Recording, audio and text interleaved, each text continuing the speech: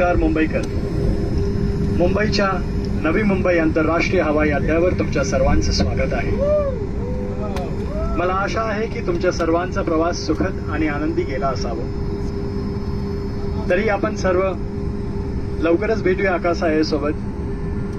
Jai Hind, Jai Maharashtra. Jai Maharashtra, Jai Shivaji, Jai Bhavani, Ganpati Bappa Morya.